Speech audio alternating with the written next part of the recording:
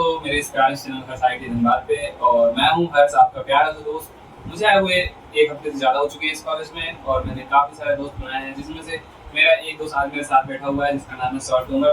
तो आज मैं पूरी उसकी जर्नी की बात करूँगा कि उसके क्या-क्या एक्सपेक्टेशन थे और क्या-क्या उसके एक्सपेक्टेशंस में फिल्स हुए या नहीं, और उसकी ओवरऑल जर्नी के बारे में हम लोग बात करने वाले हैं। तो इस वीडियो को पूरा देखना। अगर चैनल पर नए हो तो चैनल को लाइक, सब्सक्राइब जरूर करना, और कोई भी जे रिलेटेड गाइडेंस चाहिए तो वो आपको यही मिलेगी। सब्सक्राइब जरूर करना और वीडियो को पूरा देखना। और तोमर बैठे हैं, इनसे बात करते कुछ। तो सर तोमर जी, ये बताइए कि जब आपको पता लगा कि आपका final college IIT Dhanbad allot हुआ है आपको जोसा में, तो आपकी क्या एक्सपेक्टेशन थी पहले कि मुझे कौन सा कॉलेज मिलने वाला है, और बाद में रियलिटी जब पता चला कि आपको आईटी धनबाद मिला है, तो क्या क्या चेंजेस हुए और आपका पहला माइंडसेट या फिर पहले थॉट्स क्या थे इस कॉलेज के बारे में, और आपकी पर्सनल क्या थॉट थे और क्या रिग्रेट फील हो रहा था कि यार मुझे इस कॉलेज में जाना था और मैं इसमें पहुंचा हूं, तो वहां से यहाँ में क्या डिफरेंस है? पहले मैं कहना चाहूँगा कि मुझे बुलाने के लिए यहाँ पे मैं आपको थैंक यू कहना चाहता हूँ। तो जब मुझे फाइनली अलॉट हुआ आईटी धनबाद, पहले तो मुझे थोड़ा रिग्रेट था कि जो ब्रांच मुझे मिली मुझे कभी चाहिए नहीं थी, तो उसको एक रिग्रेट था मेरा। लेकिन जब मैंने आईटी धनबाद का नाम सुना था, मुझे ये पता था कि हाँ कैंपस पुराना है, पुराना कॉलेज है, तो यहाँ पे हमें एलुमनी नेटवर्क अच्छा मिलेगा। लेकिन एक बात और थी कि ये जो लोकेशन है जयपुर की, वो मुझे बिल्कुल नहीं पसंद थी, क्योंकि आप जानते हैं झारखंड तो कोई इतना फेमस है नहीं, अलग अलग स्टूडेंट भी कम रहती हैं यहाँ पे।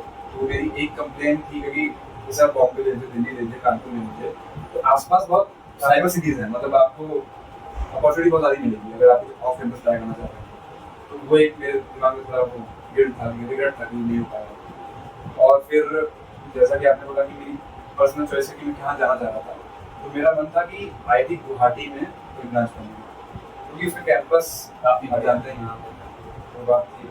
और जैसा कि आपने पूछा कि क्या अंतर लगा मुझे आईटी धनबाद और आईटी गुवाहाटी में, मेरा ड्रीम कॉलेज था, उसे ड्रीम नहीं था कि मेरा एक एम था कि मुझे वहाँ जाना है।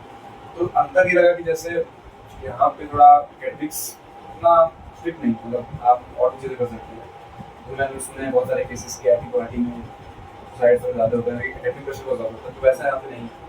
प्लस यहाँ पे मौसम बड़ा अच्छा है, बारिश तो भाई उतनी गर्मी की दिक्कत होती नहीं, कभी कभी होती है, और बारिश तो सबके पसंद आता है। अगर आसपास हरियाली हो, सड़कें अच्छी हों, सबको पसंद है। तो यही मैंने अंदर देखा। और गुवाहाटी तो थोड़ा पुराना है, तो उसका थोड़ा अलग बेनिफिट है, लेकिन अभी सही बात है। और 2016 में एडमिट बाद कन्वर्ट हुआ, तो आप किसी कॉलेज को 8-9 साल दे, तो उसमें उतना कैचअप नहीं कर पाएगा। तो हमें अभी वेट करना चाहिए 10-15 साल, तब हम जाके कंपैरिजन करें।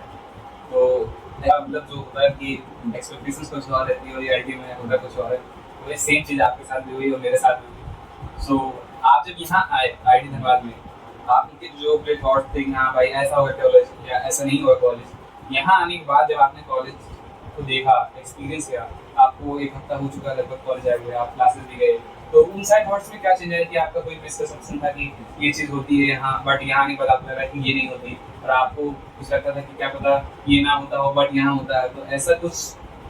आपने सही सवाल पूछा कि मेरा ये थॉट था कि जब मैंने क्लासरूम देखे यहाँ पे गूगल वगैरह पे अलग जगह पे, तो मेरे को पसंद नहीं आता, क्योंकि यहाँ पे नई एसी थी, बेंचेस भी थोड़े क्लास स्कूल टाइप की थी, और प्लस मुझे लगता था कि कितना अच्छा इंफ्रास्ट्रक्चर होगा यहाँ पे, धनबाद ऐसी लोकेशन है।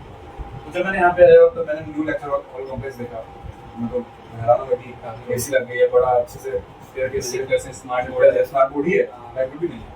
मेरे सरप्राइज हुआ। और प्लस जो टेक्निक साइड है, अगर रोबोटिक्स क्लब है, माइनिंग न्यू वीआर मोड है माइनिंग का, यहाँ पे हम टेक्नोलॉजी को कनेक्ट कर रहे हैं अपने कोर उससे ब्रांचेस से, ये देखिए मैं सरप्राइज हुआ। प्लस जो टेक्निकल कॉम्प्लेक्स था, मेरे को लगा जैसे कोई चीज़ होगी धनबाद में, काफ़ी बड़ा बिल्डिंग है कॉम्प्लेक्स है।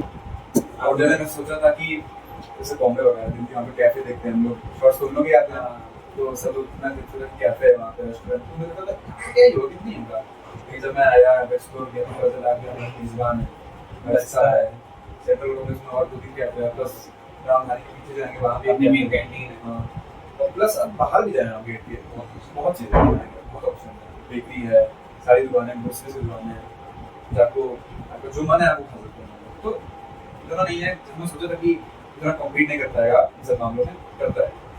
अच्छा, तो अगर मैं शॉर्ट टर्म में कहूँ कि आपका एक्सपीरियंस काफ़ी अच्छा रहा यहाँ का, तो ये बात एक्सपेक्टेड से अच्छा। ठीक, और जो हर आदमी को, हर बच्चे को जानना रहता है कि कॉलेज में सीनियर्स का कल्चर कैसा है, मतलब रैगिंग्स होती है तो आईटी धनबाद का क्या केस है, मतलब यहाँ के सीनियर्स सपोर्टिव हैं या नहीं, या फिर कैसे? देखिए, अगर आप बिना जो सीनियर्स करते हैं उसके रीजन ही जानेंगे बिहाइंड का, तो आपको लगेगा कि लोग रैगिंग कर रहे हैं।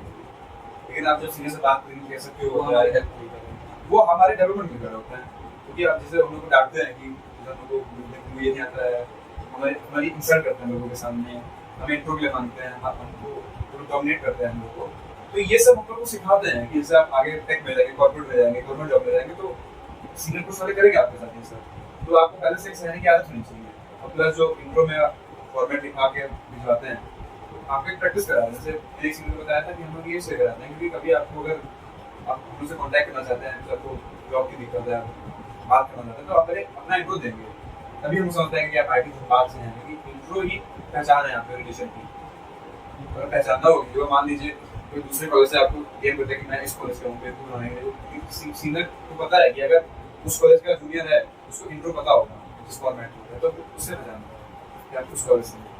तो ये सबसे काफी बेनिफिशियल है, ये पर्सनालिटी डेवलपमेंट। और यहाँ के सीनियर्स बहुत एफर्ट डालते हैं। हाँ, ये तो है, ये पर्सनली मैनेज करते हैं। हम लोग खुद काम करते हैं, ये नहीं कि और कॉलेज के तरह के लोग खुद परफॉर्म करते हैं। लोग करते हैं कि हम लोग ट्राई करें, हम लोग अपना बेस्ट दें, हम लोग पार्ट में अलग अलग चीज़ में। तो ये मुझे पसंद है। वो भी ओवरऑल हमारे डेवलपमेंट में हमारे बहुत जो करते हैं। So one last question before bidding a good by two you, आपने कौन सी कोचिंग से पढ़ा था, मतलब कोटा, काली कोचिंग, हरी कोचिंग, कौन सी कोचिंग से? मैं तो पढ़ा था हरी कोचिंग से, कोटा से, एलन कोटा में।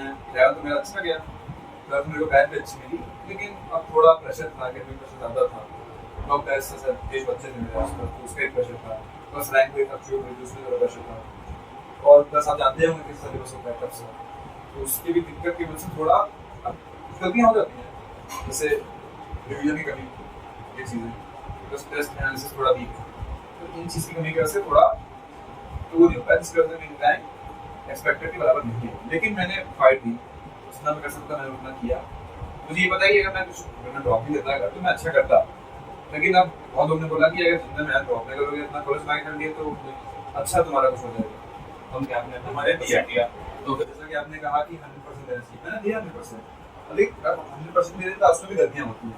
तो उन गलतियों की वजह से ही मेरा थोड़ा वो आ गया। बाकी तो मैंने अपना ट्राई दिया। कोई नहीं, आप कॉलेज में आए हो, आपको हर एक चीज़ के पॉजिटिव मिलेंगे, और मैं आपको यही कहूँगा कि आप हर चीज़ को एक्सप्लोर करने की कोशिश कीजिएगा।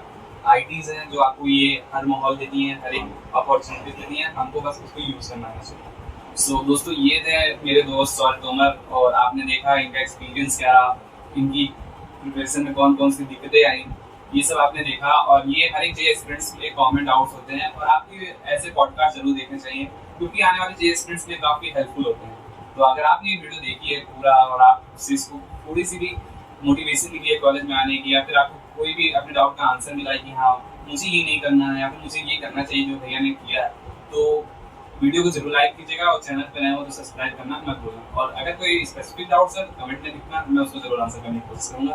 तब तक के लिए पढ़ते रहो।